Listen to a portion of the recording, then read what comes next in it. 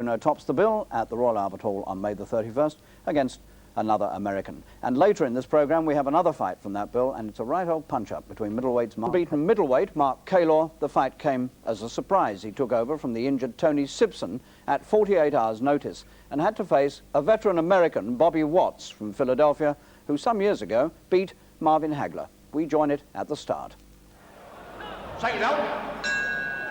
So Mark Kaylor gets this unexpected chance in the big time against the American Negro, Bobby Watts from Philadelphia.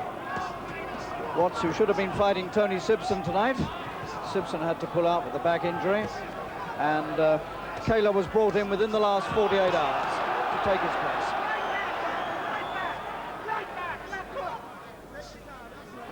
And certainly this is opposition of a class that Kaylor's not met before. Bobby Boogaloo Watts, 33 years old, 6 feet tall, from Philadelphia, and one of the only two men in the world who've actually beaten Marvin Hagler, the current world middleweight champion. But he beat him back in 1976, a long, long time ago, and 4 years after that, Hagler rather savagely reversed the decision. And there can't be much question that Watts has passed his best, but he still represents formidable opposition to anybody in the world. And particularly for Kaylor, who's had only 21 pro fights, and none of them in this class. Kaylor just coming up to 22 years old, so he's 11 years younger.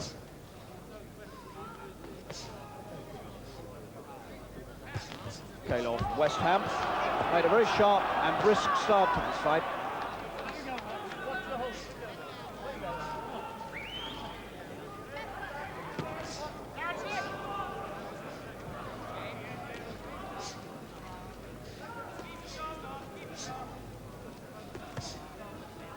Watts very smartly turned out.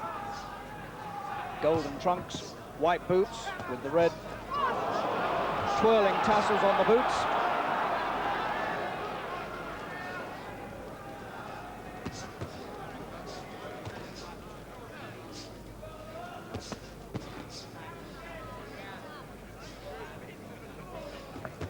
And Kaylor clearly has come out here with orders to make himself the governor here and impress on Watts that he's not in awe of him.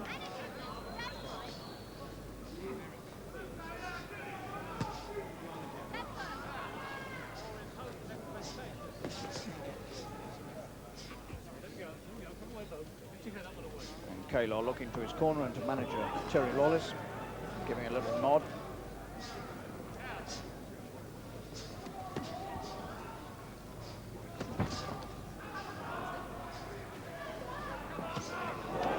Nice right hand from Kaylor.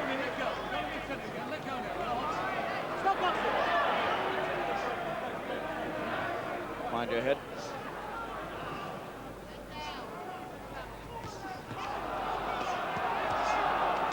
And Kaylor working him over the head and body, and a bit of needle there, and the two of them have gone at each other after the bell.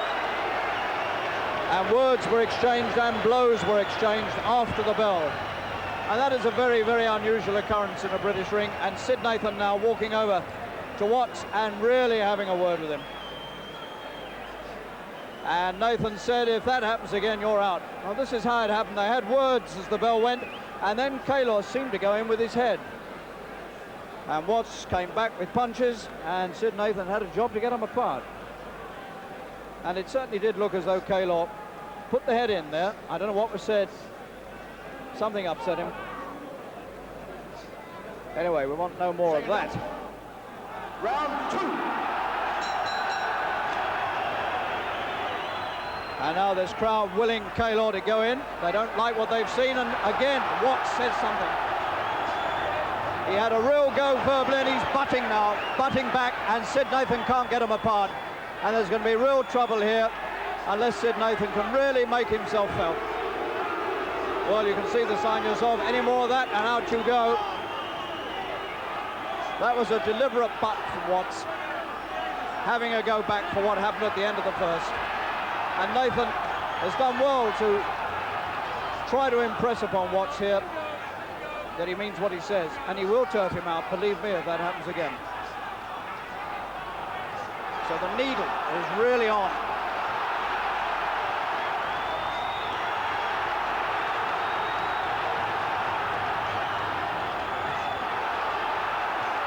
And Kaylor is almost going berserk here with punches. I've never seen him fight like this before. And there is real anger in there. It's seldom you see boxers so clearly furious with each other.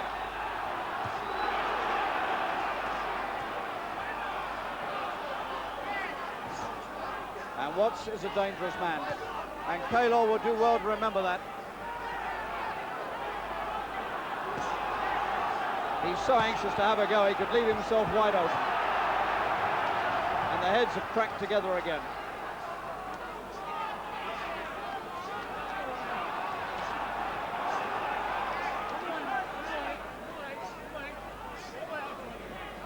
And Watts, remember, is a cagey veteran of the ring, a man who once beat Marvin Hagler. And Kaylor must not take chances.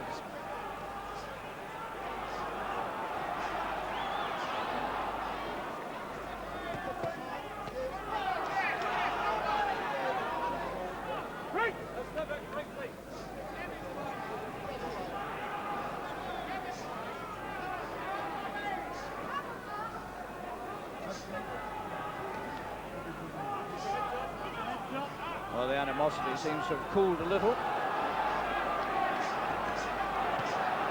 And Kaylor really going about his man with two hands and appears to be hurting Watts, but you can't tell with this man. He's cagey, he covers up, and then suddenly he slings one out of defense.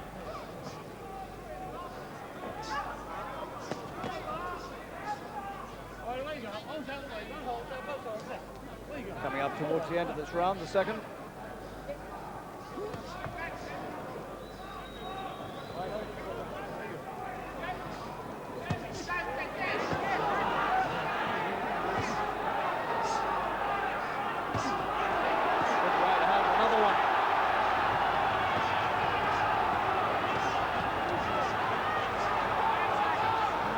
Kaylor thumps him with everything, and Watts is still there, and he gives a final nod towards Kaylor, not in friendliness, as the second round comes to an end. And what shenanigans there were there. Well, they started this second round. There was a deliberate butt, look at that, from Watts, and Sid Nathan at that point was struggling to get them apart. And when he did get them apart, he spent half a minute cautioning this man that if his behavior didn't improve, he would be out. Go to the body more. That's the best he's got. That's all he's got. Now move around and jab him and hit with the right hand and knock the sucker out, man. I want to go home with a win. Second down. Round 3.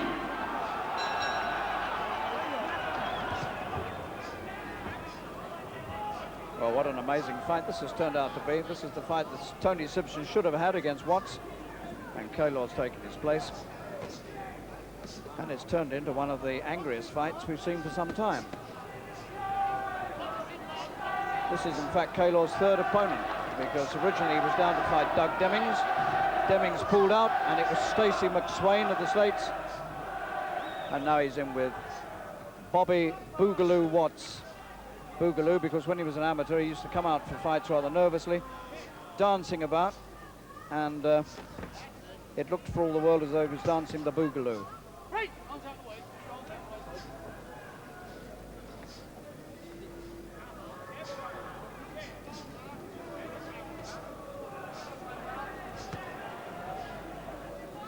This could turn into a very hard fight indeed.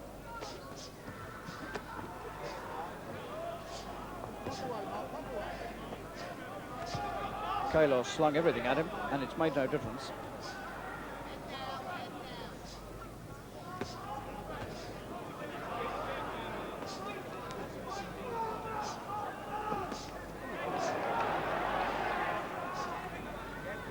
He's been stopped 5 times. Watts, 60 feats in all, in 45 fights.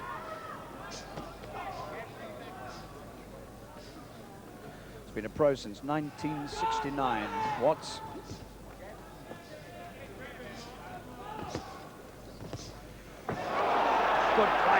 Kaylor. And that one took all the go out of Watts.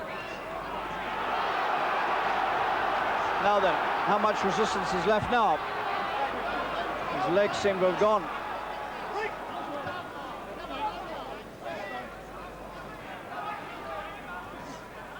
And I had a good look at Watts' eyes there as he came over this side of the ring, and they looked glazed to me.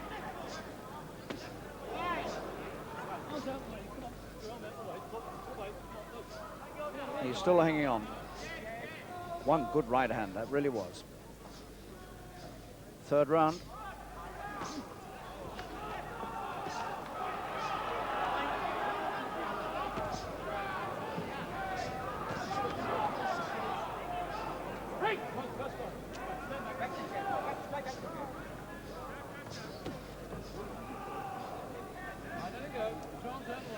Mark Kaylor from West Ham, who was just 8 years old when Bobby Watts had his first pro fight.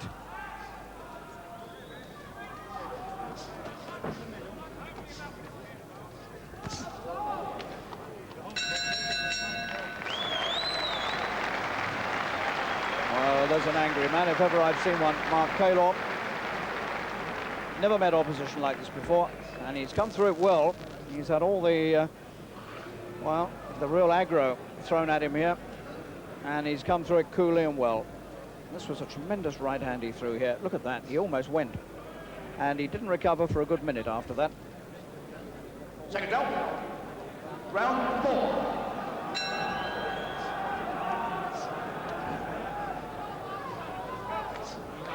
This fight scheduled for 8 rounds.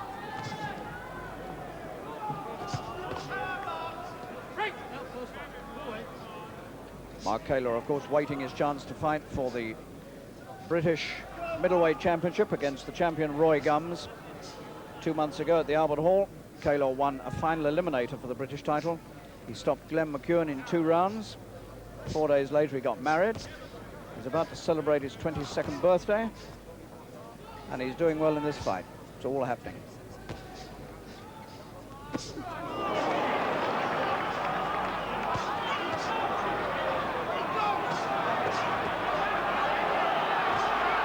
Again, Kaylor goes for his man in the 4th.